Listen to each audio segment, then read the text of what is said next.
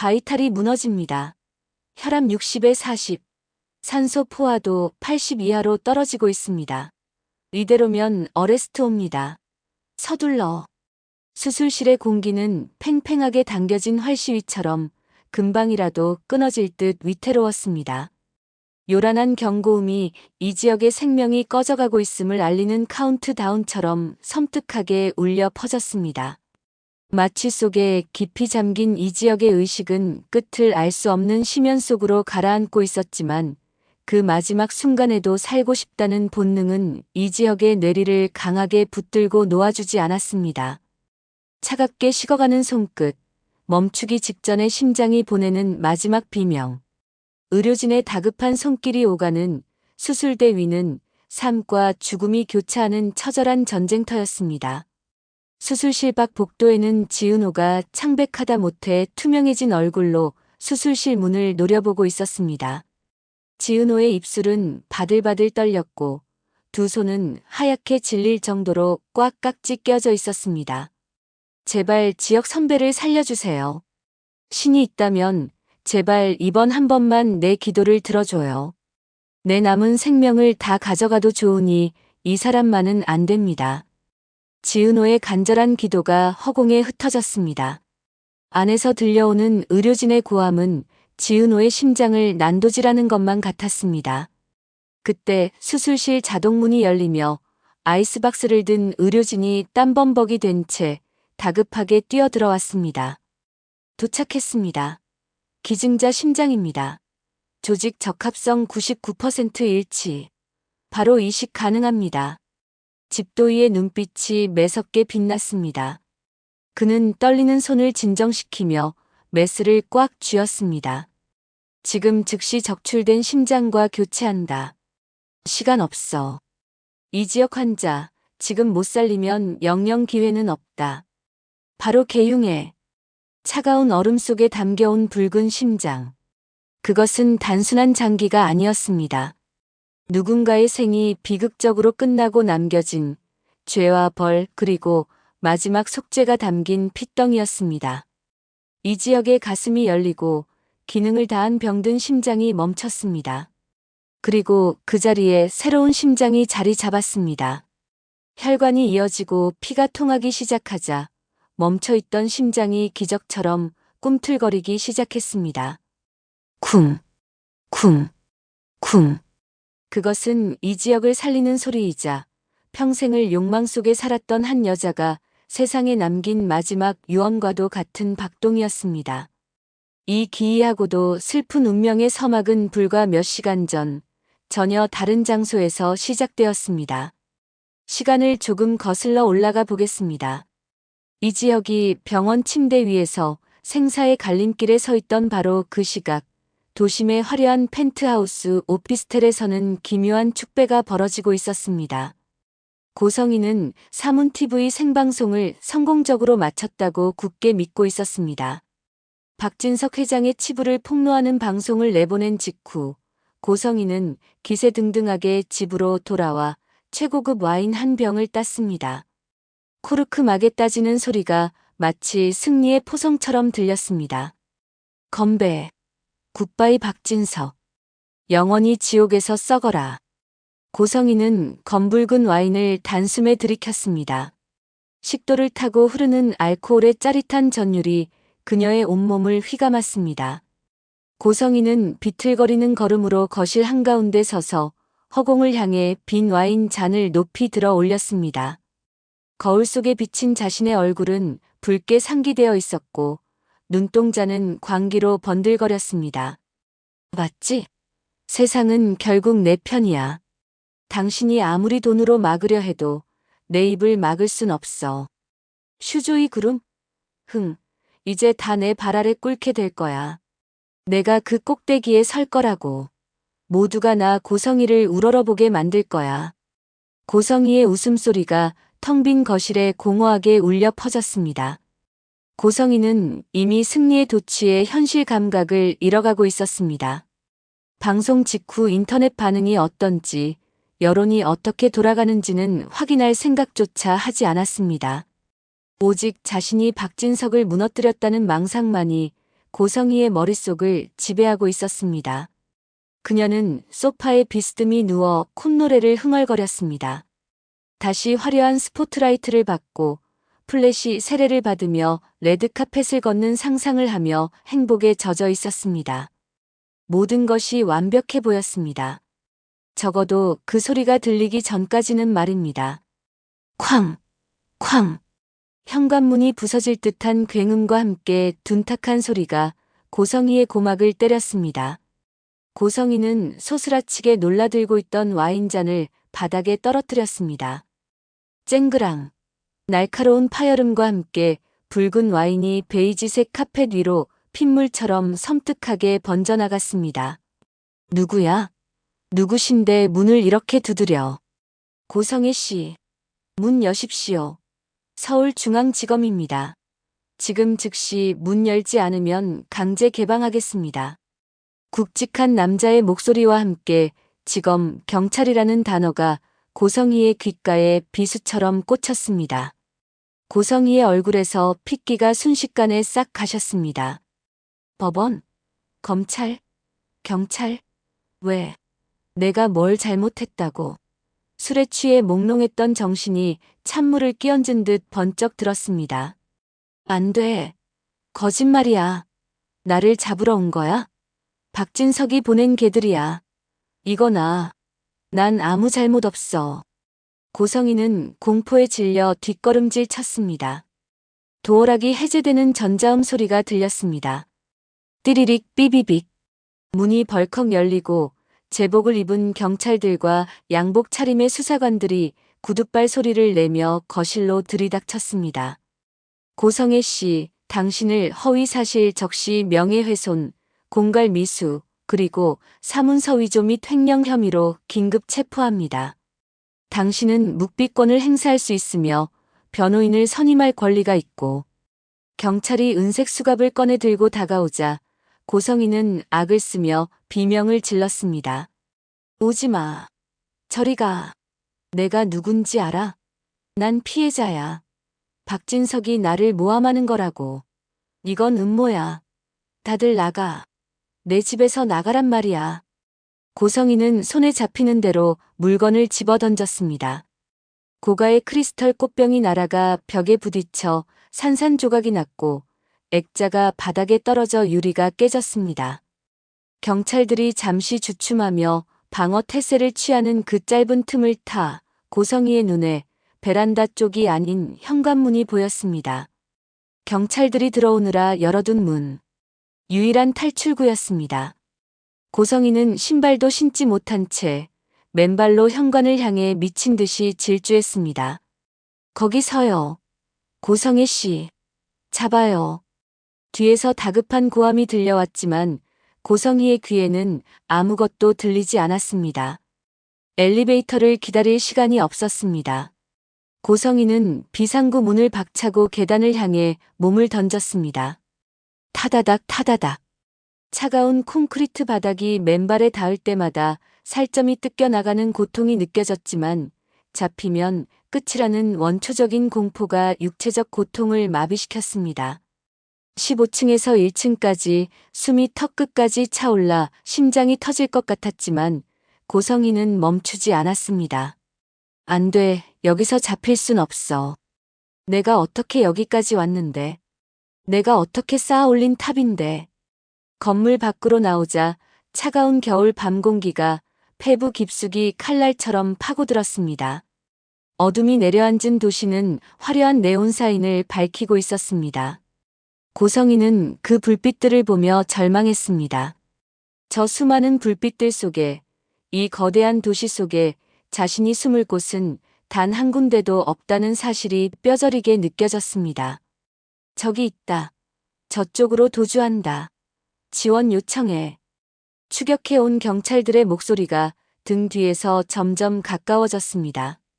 고성희는 본능적으로 도로 쪽으로 몸을 돌렸습니다. 왕복 8차선 도로 위를 질주하는 자동차들의 헤드라이트 불빛이 고성희의 눈을 찔렀습니다.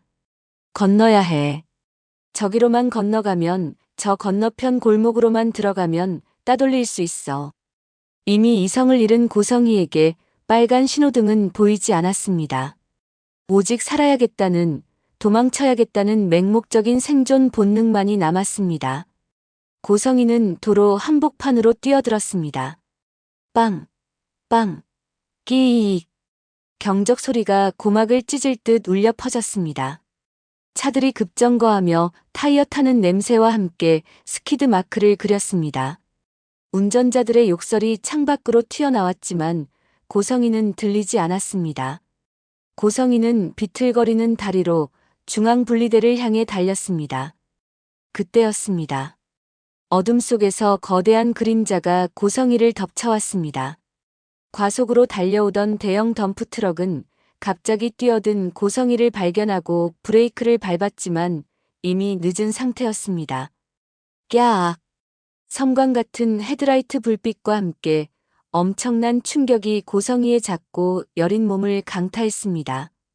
둔탁한 파열음과 함께 고성이의 몸은 종이장처럼 허공으로 튀어 올랐다가 차가운 아스팔트 바닥으로 곤두박질 쳤습니다. 굿바이 박진석을 외치며 승리를 확신했던 입술에서는 붉은 피가 울컥 쏟아져 나왔습니다. 바닥에 쓰러진 고성이의 동공이 서서히 풀려갔습니다. 흐릿해지는 시야 속에서 밤하늘의 달이 보였습니다. 찌그러진 하얀 달이 마치 그녀의 일그러진 욕망을 비웃는 것만 같았습니다. 그것이 욕망의 화신, 고성이가 기억하는 이승에서의 마지막 장면이었습니다. 응급실로 실려온 고성이의 상태는 처참했습니다. 의료진이 심폐소생술을 하고 온갖 약물을 투여했지만 뇌의 손상이 너무나 심각했습니다. 의사는 침통한 표정으로 차트를 내려다보며 고개를 저었습니다. 뇌사입니다.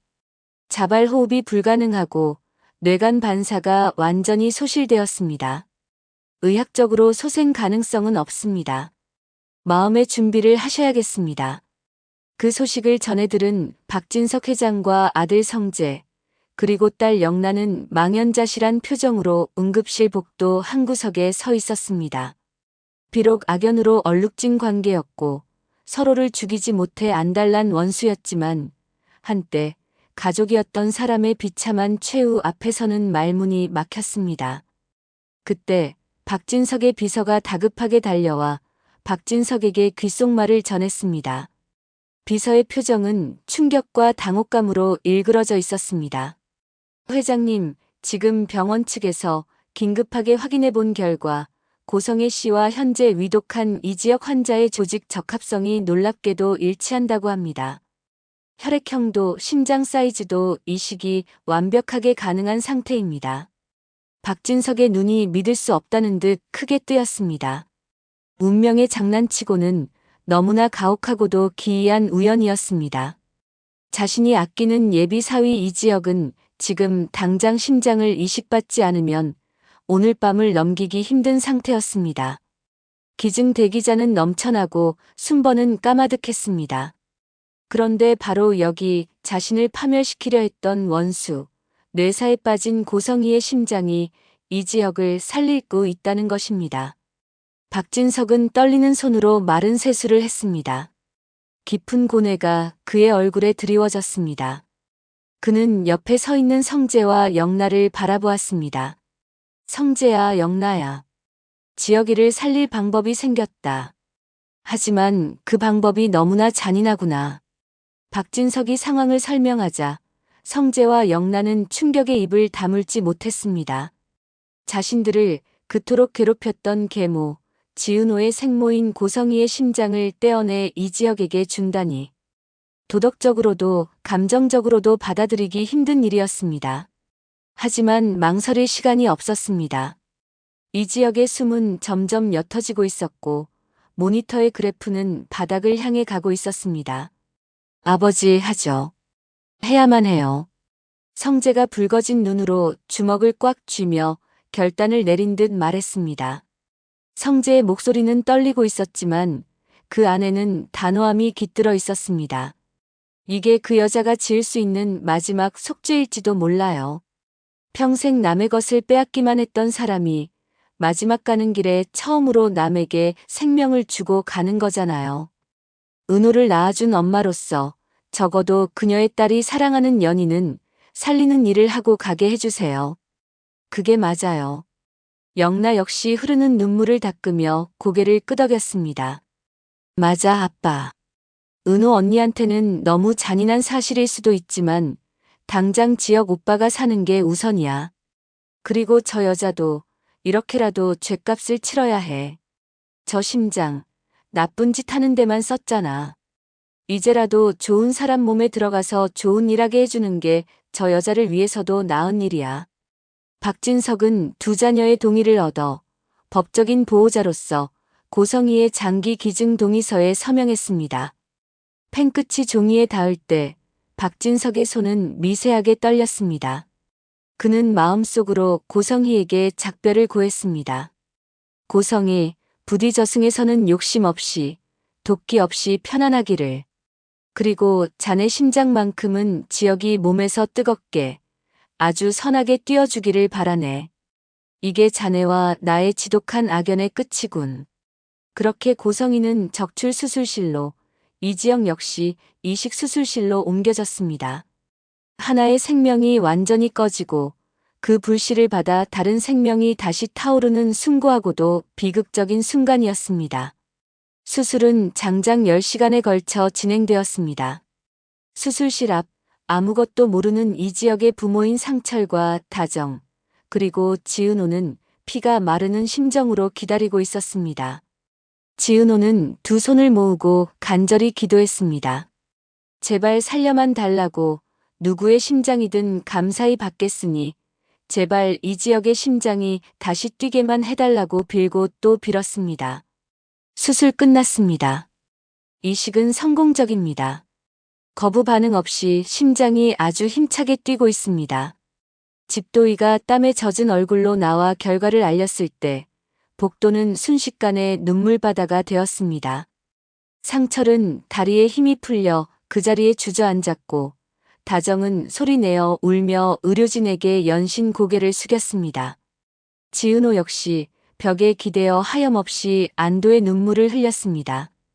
그때 박진석이 무거운 발걸음으로 조용히 지은호에게 다가왔습니다. 이제는 진실을 말해야 할 때였습니다. 피할 수 없는 순간이었습니다. 은호 양. 박진석의 목소리는 평소와 달리 무겁고 침통했습니다. 지은호는 눈물 젖은 얼굴을 들어 박진석을 바라보았습니다. 회장님 도와주셔서 정말 감사합니다. 회장님 덕분에 기증자가 빨리 나타나서 지역 선배가. 은호 양 사실 지역이에게 심장을 준 기증자가 누군지 자네는 알아야 할 것 같아서 이렇게 섰네. 박진석은 잠시 말을 멈췄다가 어렵게 입을 뗐습니다. 그의 눈시울도 붉어져 있었습니다. 고성의 연내. 지은호의 눈동자가 심하게 흔들렸습니다. 순간 귀를 의심했습니다. 세상이 멈춘 것 같았습니다. 네. 회장님, 지금 그게 무슨 말씀이세요? 고성의 씨가 왜? 오늘 밤에 사고가 있었어. 집에서 경찰을 피해 도망치다가 트럭에 치여 뇌사 판정을 받았지. 그리고 그 심장이 지역이에게 맞다는 걸 알게 됐어. 나와 성재, 영나가 상의해서 기증을 결정했네. 자네 허락도 없이 진행한 건 미안하지만 시간이 없었어. 지역이를 살리려면 어쩔 수 없었네. 지은호는 입을 틀어막았습니다. 아, 하는 탄식조차 나오지 않았습니다. 다리에 힘이 풀려 비틀거리는 것을 성재가 급히 달려와 부축했습니다. 머릿속이 하얗게 변했습니다. 평생 자신을 버리고 이용하고 괴롭혔던 생모.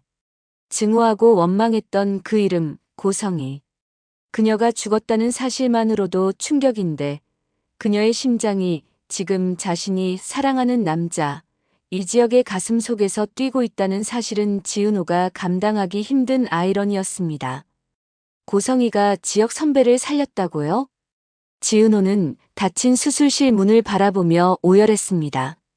그것은 슬픔인지 고마움인지 아니면 허망함인지 알 수 없는 복잡하고 기괴한 감정이었습니다. 악마 같았던 엄마가 마지막 순간에 남긴 것이 생명이라니.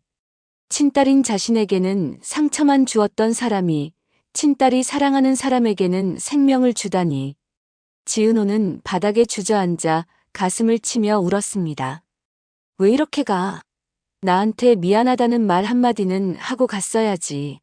이렇게 지역 선배 살려주고 가면 내가 당신을 미워할 수도 없잖아.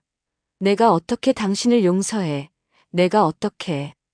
미워도 생모였습니다. 그녀의 죽음으로 이 지역을 살렸다는 이 비극적인 운명 앞에서 지은호는 하염없이 눈물을 쏟아냈습니다. 성재와 영라도 지은호를 안고 함께 울었습니다. 복도에는 슬픔과 안도, 원망과 감사가 뒤섞인 기묘한 공기가 흘렀습니다. 며칠 뒤 이 지역이 중환자실에서 일반 병실로 옮겨졌습니다. 의식을 되찾은 이 지역은 자신의 가슴에 손을 얹고 힘차게 뛰는 심장 소리를 느꼈습니다. 낯설지만 강한 박동. 그는 아직 기증자가 누구인지 알지 못했습니다. 지은호가 병실로 들어왔을 때 이 지역은 환하게 웃으며 손을 뻗었습니다. 그의 얼굴에는 생기가 돌고 있었습니다. 은호야. 지은호는 이 지역의 곁에 앉아 그의 손을 잡았습니다. 따뜻했습니다. 살아있는 사람의 온기였습니다.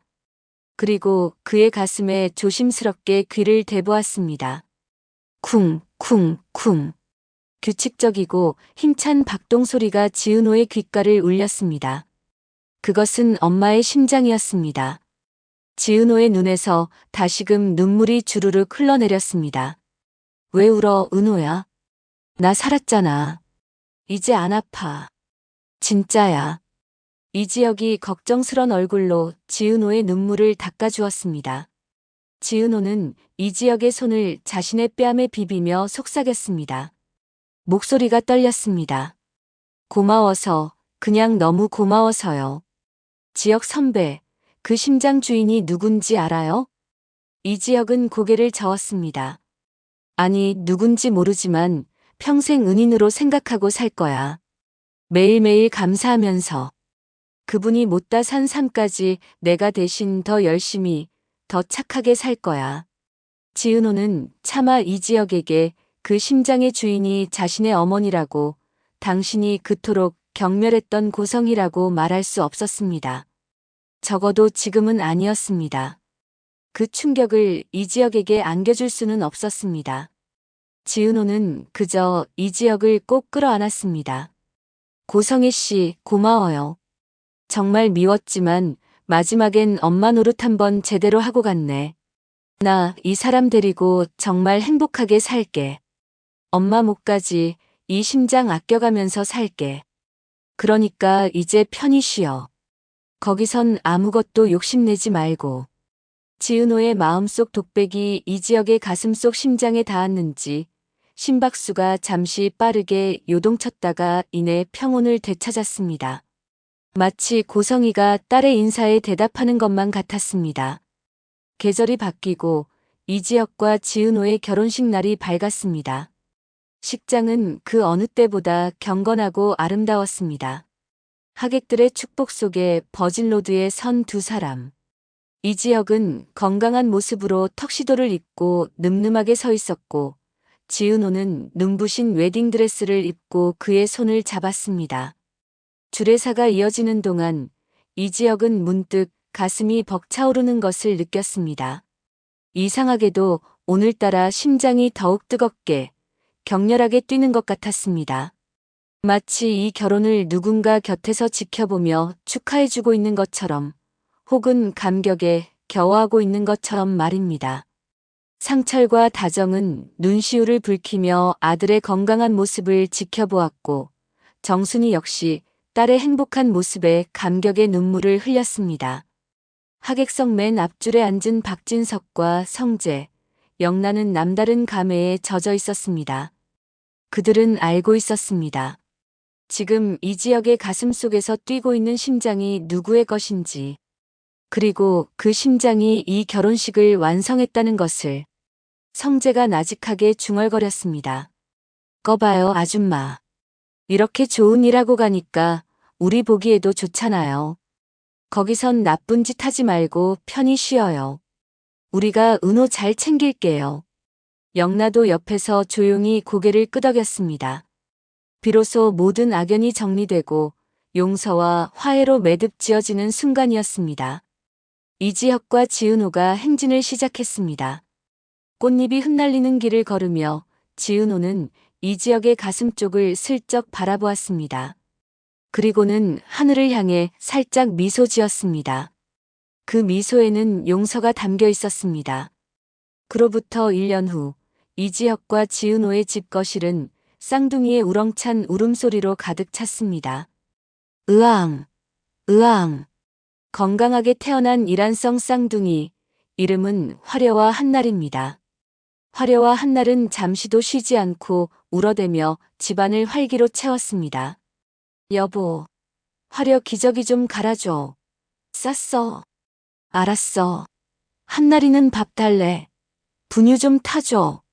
이지혁과 지은호는 정신없이 아이들을 돌보면서도 얼굴에는 웃음이 떠나질 않았습니다.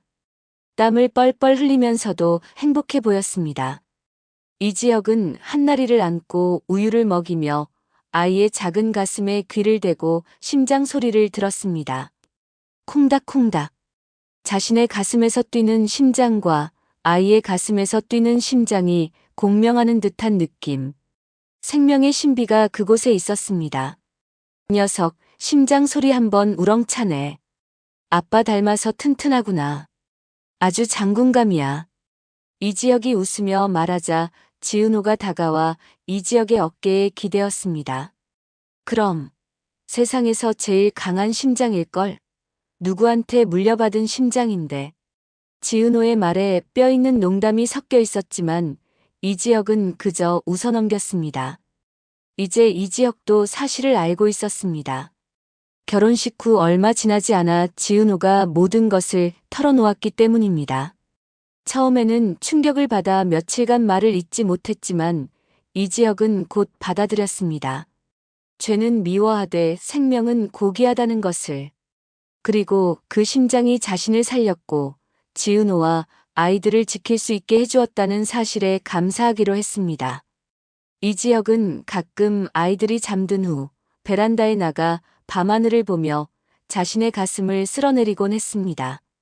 고성애 씨, 당신은 나쁜 사람이었지만 당신의 심장은 누구보다 뜨겁습니다. 덕분에 이렇게 아이들 보고 은호 보며 삽니다. 그곳에선 욕심 버리시고 편안하세요. 제가 이 심장으로 남은 생은 베풀면서 당신이 지은 죄까지 갚아가며 살겠습니다. 그 약속대로 이지혁은 AP그룹을 이끌며 막대한 기부와 사회공헌 활동을 펼쳤습니다. 특히 심장병 어린이들을 위한 재단을 설립해 수많은 아이에게 새 생명을 선물했습니다. 박진석 회장 역시 과거의 독선을 버리고 뒤에서 이지혁을 묵묵히 지원하며 진정한 어른으로서의 모습을 보여주었습니다. 어느 맑고 높은 가을날, 이지혁의 가족과 박진석의 가족이 함께 성묘를 갔습니다. 고성이의 무덤 앞에는 하얀 국화꽃이 놓여 있었습니다. 비석에는 고성이 여기에 잠들다라는 짧은 문구만이 새겨져 있었습니다. 화려하지도 초라하지도 않은 담백한 비석이었습니다. 지은호는 비석을 쓰다듬으며 말했습니다. 목소리가 잔잔했습니다. 우리 왔어요. 화려와 한날이 모두 고집이 할머니 닮은 것 같아. 떼쓰는 게 보통이 아니야. 그래도 예쁘지? 하늘에서 보고 있지? 가족들이 모두 웃음을 터뜨렸습니다. 이지혁은 무덤 앞에 정중히 절을 올렸습니다. 바람이 불어와 국화꽃잎을 흔들었습니다. 마치 고성이가 대답이라도 하는 듯 했습니다. 그래, 그거면 됐다.